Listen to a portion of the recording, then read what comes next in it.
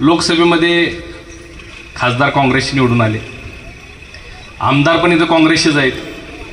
पण आता जो हा निधी दिला हा काँग्रेसनं दिलाय का? आपण दिलाय, भाजपनं दिलाय, महायुतीनं दिलेला आहे. आणि आम्ही त्यावेळी शब्द दिला होता की या भागाचा आम्ही कायापालट करू. आज 1 करोड रुपये देऊन तो शब्द आम्ही पूर्ण करतोय. मला याचा मनस्वी आनंद होतो. आता सत्ता कोणाकडे आहे? आमदार कोण आहेत? खासदार कोण आहेत? महापालिका कोणाकडे आहे? 15 वर्ष झालं महापालिका त्यांच्या ताब्यात, आमदार त्यांचे, खासदार त्यांचे, आणि आंदोलन बी त्यांनीच करायचं.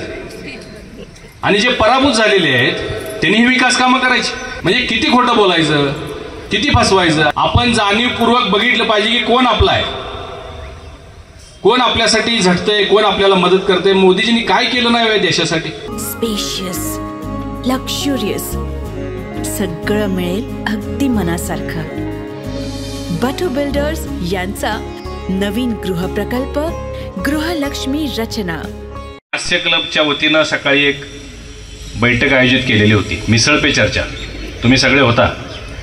आणि त्यातल्या एका काकीने कुणीतरी विचारलं होतं, हे आहेत बघा इथं, हे असंच राहायचं काय म्हणले आम्ही, हे जे कधी होणार आहे, नेहमी तुमचे फक्त घोषणाच असतात, कोण निधी देत नाही, दुरावस्था आहे. आणि आम्ही त्यावेळी शब्द दिला होता की या भागाचा आम्ही कायापालट करू. आज 1 करोड रुपये देऊन तो शब्द आम्ही पूर्ण करतोय. मला याचा मनस्वी आनंद होतो. नानांनी सांगितलं की वर्षातून एकदा आई अंबाबाईची पालखी, महालक्ष्मीची पालखी येते. लाखोंच्या संख्येनं भाविक येतात. दररोज शेकडो लोक दर्शनासाठी, व्यायाम करण्यासाठी, हास्य क्लबसाठी, फिरण्यासाठी. कारण हे ऑक्सिजन पार्क आहे. शहरातला सगळ्यात उंचवट्यावर असणारा भाग म्हणजे महाबळेश्वर सारखा आहे. इथं आले किती गार वाटते बघा.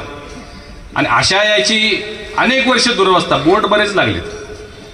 आता दुर्दैव एवढंच आहे की बघा तुम्ही, आता लोकसभेमध्ये खासदार काँग्रेसचे निवडून आले, आमदार पण इथं काँग्रेसचेच आहेत.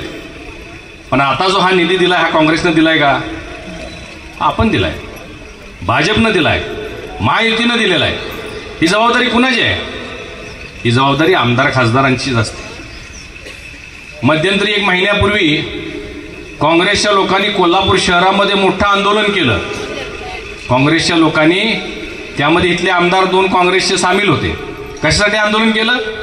कोल्हापुरातले रस्ते खराब आहेत म्हणले. आता सत्ता कोणाकडे आहे? आमदार कोण आहेत? खासदार कोण आहेत?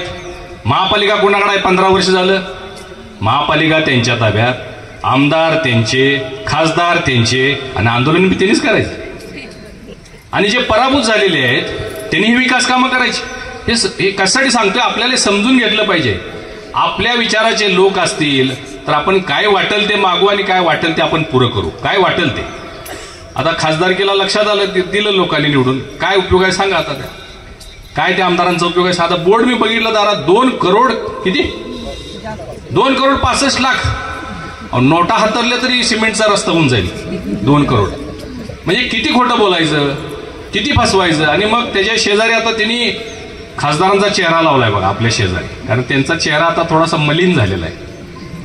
माजी मंत्री जे आहेत त्यांची इमेज खराब झालेली आहे, म्हणून त्यांनी काय केलंय, महाराजांची इमेज शेजारी लावली, जेणेकरून त्या उजेडात जरा आपला काळवंड्याला चेहरा गोरा व्हावा.